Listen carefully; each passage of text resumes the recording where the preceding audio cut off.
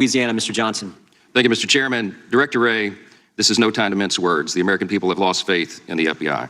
All of our constituents are demanding that we get this situation under control, and we have to do that. That's our responsibility. This is not a political party issue, sir. This is about whether the very system of justice in our country can be trusted anymore. Without that, no republic can survive. See, the American people that we represent are losing count of the scandals that are mounting. The FBI has been involved. They've seen evidence that it's being used as a political tool of the Biden administration. They've seen counterterrorism resources being used against school parents, the homes of conservative political opponents being raided. They've seen conservative states being targeted over their election integrity laws, and conservative Catholics and pro-life citizens characterized as violent extremists. Just last month, as you know, former Special Counsel John Durham sat right in that seat and testified that the Justice Department and the FBI should never have launched the bogus Trump-Russia investigation. And his lengthy report reluctantly concluded that the FBI, quote, failed to uphold its mission of strict fidelity to the law. Just last week, NBC had a poll. Only 37% of registered voters now view the FBI positively. 35% have a negative view. In 2018, by comparison, 52% of the country had a positive view of the FBI. There's a serious decline in the people's faith, and it's on your watch, sir. And then, July 4th, we had this explosive 155-page opinion from a federal court in my home state of Louisiana. It explains in detail that the FBI has been directly involved in what the court says is, quote, arguably the most massive attack against free speech in United States history. The court ordered the White House, DOJ, and FBI, among others, to immediately cease colluding with and coercing social media companies to suppress American speech, of course, conservative speech in particular. Director Wray, I find it stunning. You made no mention of this court opinion either in your opening statement today or in this lengthy 14-page report that you prepared on July 12th, which is 8 days after the court ruling. Have you read the ruling, sir? I am familiar with the ruling, and I've reviewed it with our Office of General Counsel. Are you deeply disturbed by what they've told you about the ruling if you haven't read it yourself? Obviously, we're going to comply with the court's order, the court's preliminary injunction. We sent out guidance to the field and the headquarters about how to do that. Needless to say, the injunction itself is a subject of ongoing litigation, and so I'll decline to comment further on it. Well, let me tell you what the court concluded, because it should be the first thing you think about every morning and the last thing you think about at night. They said that, quote, the court found, apparently the FBI engaged in a massive effort to suppress disfavored conservative speech and blatantly ignored the First Amendment's right to free speech. The evidence shows the FBI threatened adverse consequences to social media companies that they did not comply with its censorship request.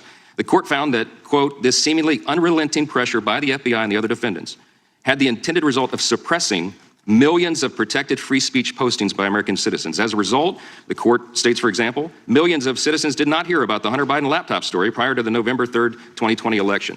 Page 4 of the court ruling lists some of the important subjects that the Biden administration and the FBI forced the social media platforms to suppress.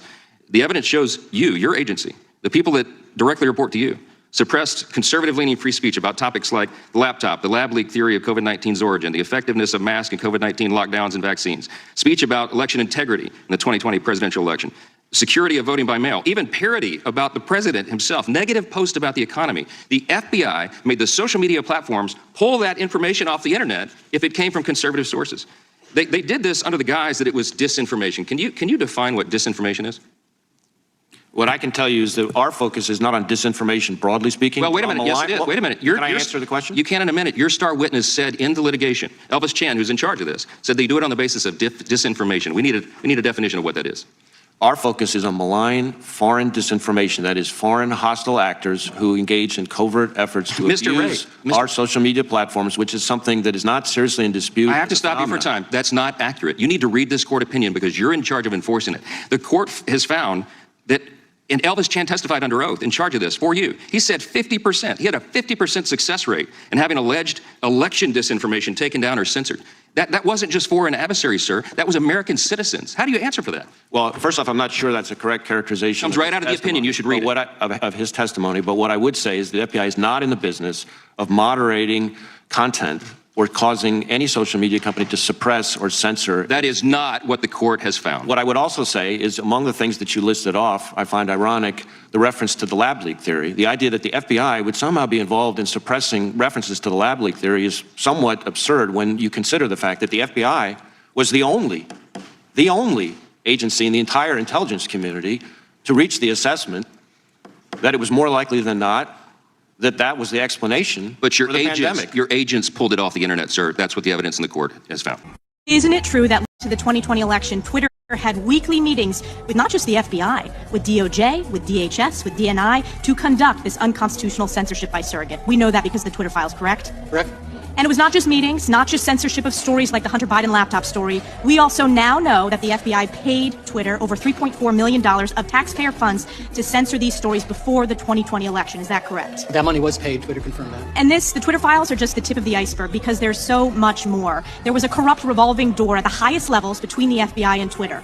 Look no further than Jim Baker, former general counsel at the FBI who helped unlawfully investigate Donald Trump in the 2016 election. Are you aware that according to polling, of the people that were made aware of the Hunter Biden laptop story, 53% would have changed their vote, including 61% of Democrats. This is the definition of election meddling, and it's the definition of election meddling by the FBI on behalf of Democrats, paid for by the U.S. taxpayers. It's collusion, it's corruption, and it's unconstitutional. Opened my account back.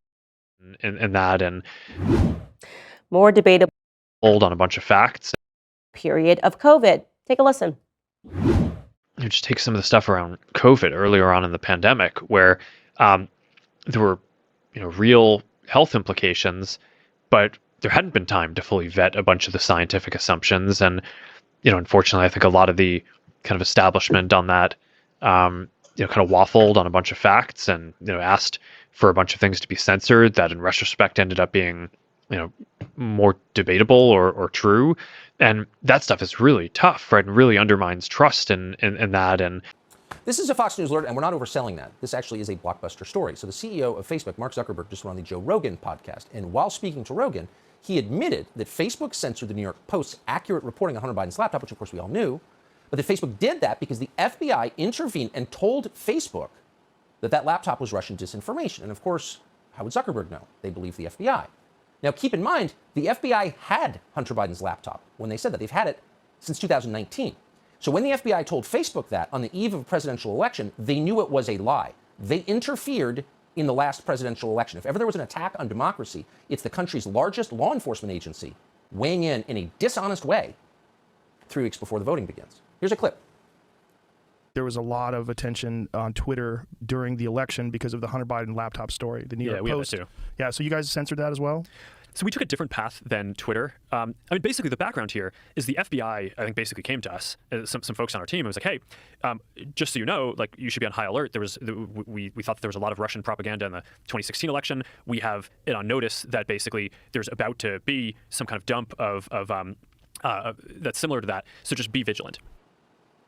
So the FBI censored the story. Just to recap, in case you didn't live in this country prior to 2 years ago, that's not allowed. You're not allowed to do that. That is election interference. That is an attack on democracy by our most powerful domestic government agency.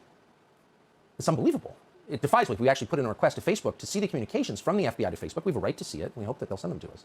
Keep in mind that in October of 2020, a Facebook executive and Democratic Party operative called Andy Stone claimed that Facebook was blocking the story, quote, as part of our standard process to reduce the spread of misinformation. So they didn't tell us that the FBI had told them it was Russian disinformation. Again, when the FBI knew perfectly well that it wasn't. Harmeet Dillon has watched all of this from the very beginning.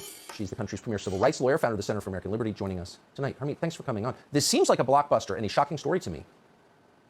It is shocking, Tucker, but it confirms information that we already had. So, for example, I already sued Twitter after the election for taking people's speakers down, including my client, Rogan O'Hanley. And it turned out that he was taken down at the request of the California Secretary of State, who was auditioning to become a United States Senator in the Biden administration. And so we filed a lawsuit, went to court, showed the judge all the evidence of how the government was involved in the censorship, and the judge didn't buy it. This case is now pending before the Ninth Circuit, and there have been other instances like this. But hearing it from Mark Zuckerberg's mouth is truly stunning, and I don't know how the government can deny this. So to be clear, the timeline is that just 3 weeks before the 2020 election is when the FBI reached out to Twitter, Facebook, as well as maybe other companies, and said, hey, we heard about this Russian disinformation. You might want to suppress this information on your website. And by the way, when the FBI reaches out to you, taps you on the shoulder, and asks you to do something, that isn't a suggestion. They have subpoenas, they have guns, and they also are from a government that regulates you. And so this is shocking, and it demands an investigation. But it just adds up to the pile of evidence that I've been saying points to a major reorganization or disbanding of the FBI is needed at this point. I don't trust anything that they say.